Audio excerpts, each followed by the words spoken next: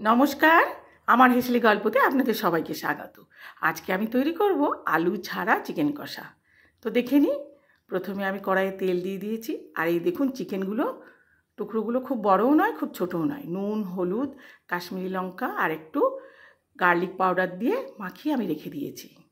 এবারে তেলটা গরম হয়ে গেছে, এবারে আমি চিকেনের টুকরোগুলো ভেজে নেব।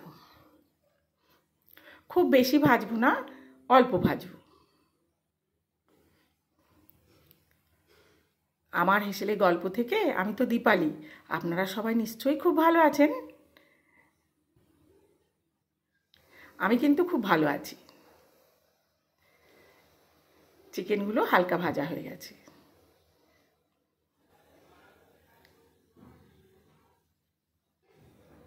খুব কড়া করে ভাজার দরকার নেই। এবারে আমি কুচনো পেঁয়াজগুলো দিয়ে দিলাম। এই চিকেনের সাথে পেঁয়াজগুলোও ভেজে নেব। এতে আলু দেব না, শুধু চিকেন কষা হবে।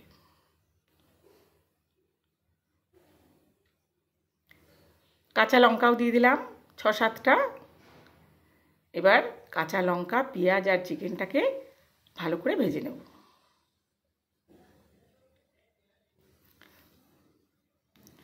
এখন তো খুব গরম, বেশি করে আপনারা সবাই জল খাবেন। জলটা এখন খুব প্রয়োজন। এবারে আমি মশলা দিয়ে দেবো। মশলাটা আমার বাটা আছে, আদা, জিরে, লঙ্কা, কাঁচা লঙ্কা দিয়ে বাটা আছে এটা, আর একটু গোলমরিচও আছে। এবারে আমি কাশ্মীরি লঙ্কা দিয়ে দিলাম 2 চামচে মতো, হলুদ দিলাম 1 চামচে।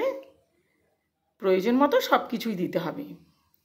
নুন, হলুদ সবই দিয়ে দিলাম।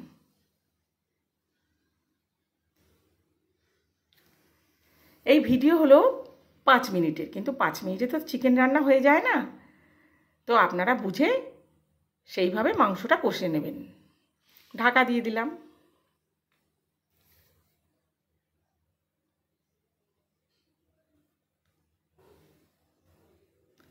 আবারও একটু কষে নিলাম। এবারে এটা দিলাম কি বলুন তো, গার্লিক চাটনি। এটা 1 চামচে দিয়ে দিলাম। এই সেন্টটা খুব ভালো হবে।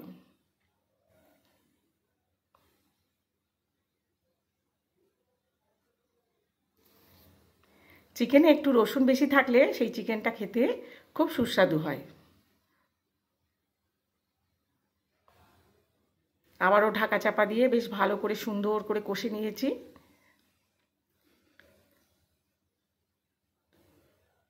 আবারও একবার ঢাকা দিয়ে দিলাম। এইভাবে ঢাকা দিয়ে দিয়ে মাংসটাকে কষে নিতে হবে।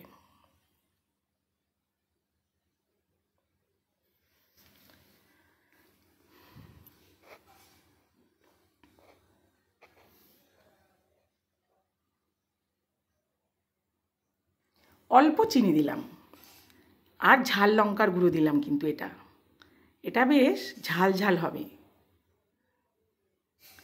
টমেটো ব্যবহার করব না, আমার ছেলে টমেটোটা খেতে ভালোবাসে না। তো আপনারা যদি মনে করেন টমেটো খাবেন, দিতে পারেন। কষে নেবেন, কষে নিয়ে এবার গরম জল দেবেন। বেশি জল দেব না, অল্প জল দেব।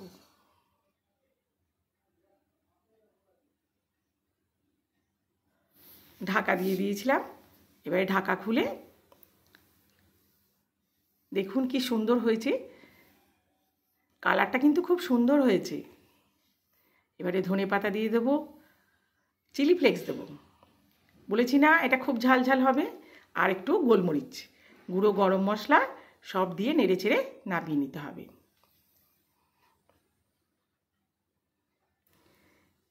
এই চিকেন কষা দিয়ে রুটি, পরোটা যা খাবেন তাই ভালো লাগবে। গোবিন্দভোগ চালের ভাত যেটা দিয়ে খাবেন সেটা দিয়েই খুব সুস্বাদু লাগবে। সব কিছু দিয়ে একবার 5 মিনিটের জন্য ঢাকা দিয়ে রেখে দেবো, তারপরে সার্ভ করব। দেখুন কি সুন্দর হয়েছে। আপনারাও আপনাদের বাড়িতে এইভাবে করে খাবেন। আর আমার ভিডিও যদি ভালো লাগে, লাইক অ্যান্ড সাবস্ক্রাইব করে দেবেন, কমেন্ট করবেন, আমার পাশে থাকবেন। সবাই খুব ভালো থাকবেন, সুস্থ থাকবেন। আজ তাহলে আসি, একটু টেস্ট করে দেখি। দারুণ ঝাল ঝাল টেস্টি চিকেন হয়েছে। আপনারাও কিন্তু করে খাবেন একবার, কথা দিলাম খুব সুন্দর হবে। Bye bye, tata.